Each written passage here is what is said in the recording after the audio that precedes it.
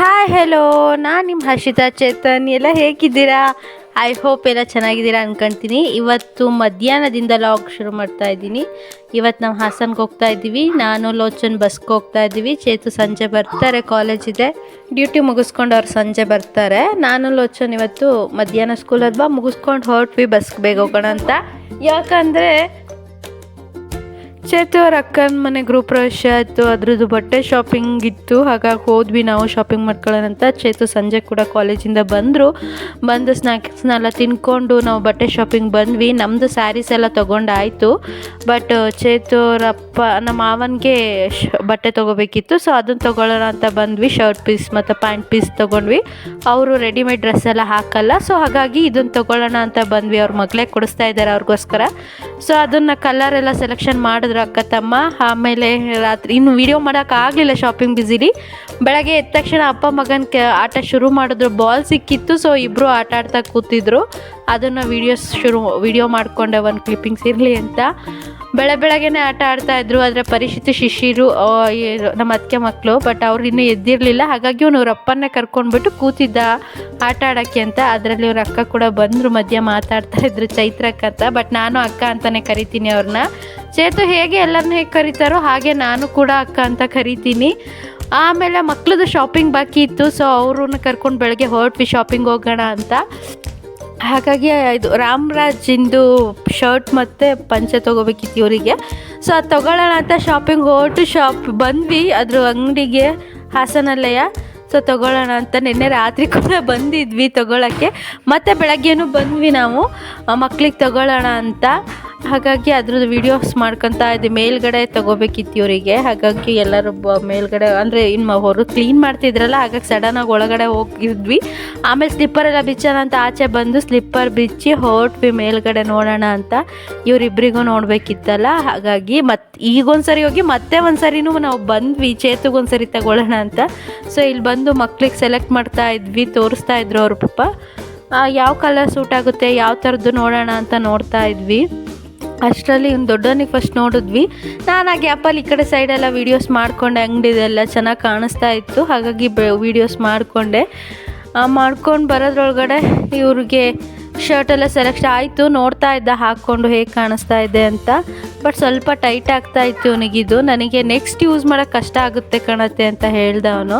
ಹಾಗಾಗಿ ಇರಲಿ ಇದು ಚೆನ್ನಾಗಿದೆಯಲ್ಲ ನೋಡೋಣ ಅಂತ ನೋಡಿದ್ವಿ. ಬಟ್ ಇವನಿಗೆ ಅದು ಸ್ವಲ್ಪ ಟೈಟ್ ಆಗುತ್ತೆ, ಒನ್ ಡೇ ಯೂಸ್ ಮಾಡ್ಬೋದು, ನೆಕ್ಸ್ಟ್ ಆಗಲ್ಲ ಯೂಸ್ ಮಾಡೋಕ್ಕೆ ಅಂತ. ಹಾಗಾಗಿ ಇವ್ನು ಬೇರೆ ನೋಡಿದ್ರಾಯ್ತು. ಇದೇ ಸೈಜು ಅವ್ನ ತಮ್ಮಂಗೆ ನೋಡಿದ್ವಿ, ಅವನಿಗಾಯಿತು. ಸೊ ಇದು ಶಿಶಿರಂಗೆ ಆಗುತ್ತೆ ಕಣೋ, ಇದನ್ನು ಶಿಶಿರ್ಗೆ ತಗೋಬೋದು, ನೀನು ಇದೇ ಥರದಲ್ಲಿ ಬೇರೆ ನೋಡು ಅಂದರೆ ಅವ್ನಿಗೆ ಇದು ಇಷ್ಟ ಆಗಲಿಲ್ಲ. ಬಟ್ ಇವನಿಗೆ ತುಂಬ ಚೆನ್ನಾಗಿ ಕಾಣಿಸ್ತಾ ಇತ್ತು ಇದು ನೋಡೋಕ್ಕೆ.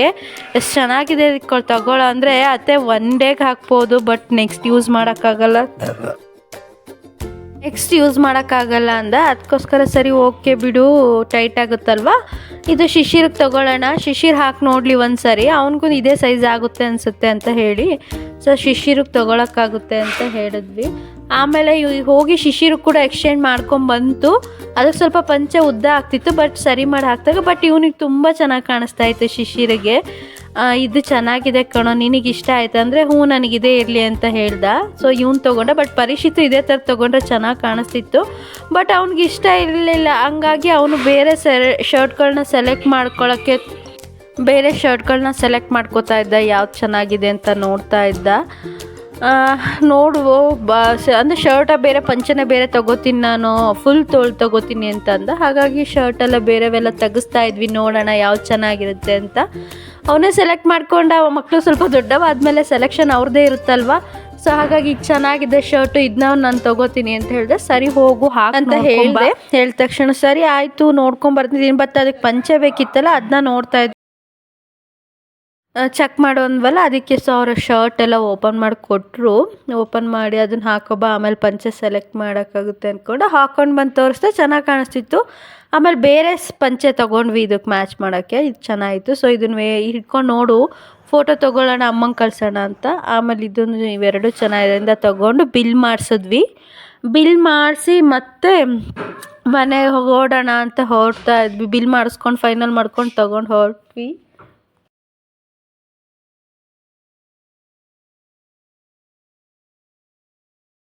ಹೊರಟ್ವಿ, ಹೊರಗಡೆ ಬಂದ್ವಿ, ಆ ಕಡೆನೂ ಆಚೆ ಈಚೆ ಹೊರಟ್ರು. ಮನೆ ಹತ್ರ ಬಂದ್ವಿ ರಿಟರ್ನು. ಅಷ್ಟು ತೊಗೊಂಡು ಫಸ್ಟು ಇವ್ರದ್ದು ಮಕ್ಳದ್ದು ಆಯ್ತಲ್ಲ, ಲೋಚಿದು ಮತ್ತು ಚೇತುದು ಆಗಿರಲಿಲ್ಲ. ಅವ್ರಿಗೆ ಬೇರೆ ಕಡೆ ಶಾಪ್ಗೆ ಹೋಗಬೇಕಿತ್ತು, ಕೆ ಆರ್ ಪುರಂ ಆ ಸೈಡು ಕಿಡ್ಸ್ ಕಲೆಕ್ಷನ್ಗೆ, ಲೋಚಿಗೆ, ಚೇತುಗೂ ಕೂಡ. ಅದು ತೊಗೊಬಂದ್ಮೇಲೆ ಮನೇಲಿ ಹಾಕೊಂಡು ನೋಡಿಲಿ ಇವರಿಬ್ರು ಹೆಂಗೆ ಆಡ್ತಾ ಇದ್ದಾರೆ ಪಂಚೆ ಉಟ್ಕೊಂಡು. ಇವನು ಲುಂಗಿ ಡ್ಯಾನ್ಸ್ ಮಾಡ್ತೀನಿ ಅಂತಿದ್ದ, ಅದಕ್ಕೆ ಇವನು ಕೂಡ ಆ ಥರ ಮಾಡ್ತಿದ್ದಾಡಿ, ನಾನು ಲುಂಗಿ ಕಟ್ಕೋತೀನಿ ಅಂತ ಈ ಥರ ಕಟ್ಕೋತಾ ಇದ್ದ. ಎರಡು ಮಾತಾಡ್ಕೊಂಡು ಹಾಕ್ಕೊಂಡು ನೋಡೋಕೆ ತುಂಬ ಚೆನ್ನಾಗಿತ್ತು. ಒಳ್ಳೆ ಕಾಮಿಡಿ ನೋಡಿಲಿ ಇವ್ನು ಹೆಂಗೆ ಆಡ್ತಾ ಇದ್ದಾನೆ, ಶಿಶಿರು ಅದನ್ನು ಹಾಕೊಂಡು ಡ್ಯಾನ್ಸ್ ಕೂಡ ಮಾಡ್ತಾ ಇದ್ದ. ಕಾಮಿಡಿಯಾಗಿ ಚೆನ್ನಾಗಿತ್ತು. ಆಮೇಲೆ ಲೋಚಿಗೆ ನೋಡೋಣ ಅಂತ ಹೋದ್ವಿ, ಬಟ್ ಲೋಚಿಗೆ ಅಲ್ಲಿ ಸಿಗಲಿಲ್ಲ. ಆಮೇಲೆ ಇಲ್ಲಿ ಮಹಾರಾಜ ಅಂತ ಒಂದು ಶಾಪ್ ಇತ್ತು, ನನ್ನ ಅದಕ್ಕೆ ಮಗ ಶಶಾಂಕ್ ಇದ್ದ ಅವ್ನ ಫ್ರೆಂಡ್ದು, ಅಲ್ಲಿ ಹೋಗಿದ್ವಿ. ಚೇತುಗೆ ಸ್ಯಾರಿ ಮ್ಯಾಚಿಂಗ್ ಇದೆ ಒಂದು ತೊಗೋಬೇಕಿತ್ತು, ಸೊ ಚೇತುಗೂ ಸಿಕ್ತು. ಆಮೇಲೆ ಲೋಚಿಗೂ ಇನ್ನೊಂದು ಶಾಪಲ್ಲಿ ಸಿಕ್ತು. ಆಮೇಲೆ ಇದೊಂದು ಶರ್ಟ್ ಚೆಕ್ ಮಾಡ್ತಾ ಇದ್ವಿ ಲೋಚಿಗೆ, ಬಟ್ ಅದಷ್ಟು ಚೆನ್ನಾಗಲಿಲ್ಲ. ಬಟ್ ಕುರ್ತಿ ತೊಗೊಂಡ್ವಿ. ನೆಕ್ಸ್ಟ್ ಮನೆಗೆ ನೋಡೋಣ ಅಂತ ಮನೆ ನೋಡೋಕೆ ಹೋಗಿದ್ವಿ. ಫುಲ್ ವರ್ಕ್ ಆಗಿರಲಿಲ್ಲ. ಇದೊಂದು ಲೈಟಿಂಗ್ಸ್ ತುಂಬ ಚೆನ್ನಾಗಿತ್ತು, ಹಾಗಾಗಿ ಅದ್ರದ್ದೊಂದು ವೀಡಿಯೋಸ್ ಮಾಡಿಕೊಂಡೆ. ಚೆನ್ನಾಗಿದೆ ನೋಡಿ ನಿಮಗೆಲ್ಲ ತೋರಿಸೋಣ ಅಂತ. ಬಟ್ ಇದೊಂದು ಚೆನ್ನಾಗಿ ಕಾಣಿಸ್ತಾ ಇತ್ತು. ಇನ್ನೂ ಪೇಂಟಿಂಗ್ ಆಗ್ತಾ ಇದೆ, ಮನೆ ವರ್ಕ್ ಫುಲ್ ಕ್ಲಿಯರ್ ಆಗಿರಲಿಲ್ಲ, ಹಾಗಾಗಿ ಅದ್ರದ್ದು ವೀಡಿಯೋಸ್ ಮಾಡ್ಕೊಂಡಿಲ್ಲ. ಬಟ್ ಗೃಹಪ್ರವೇಶದ ಟೈಮಲ್ಲಿ ಎಲ್ಲ ವೀಡಿಯೋಸ್ ಮಾಡಿ ತೋರಿಸ್ತೀನಿ ನಿಮಗೂ ಕೂಡ. ಆಮೇಲೆ ಇದೊಂದು ತೊಗೊಂಡು ನೆಕ್ಸ್ಟ್ ಫುಲ್ ಆಫ್ಟಿಯರ್ ಮೇಲ್ಗಡೆ ಹೋದ್ವಿ. ಅಲ್ಲಿ ಹೋದಾಗ ಹಾಸನ ಫುಲ್ ಸಿಟ್ಟಿದ್ದು, ಅಂದರೆ ಅಲ್ಲಿ ಅವ್ರು ಇರೋ ಮೇಲೆ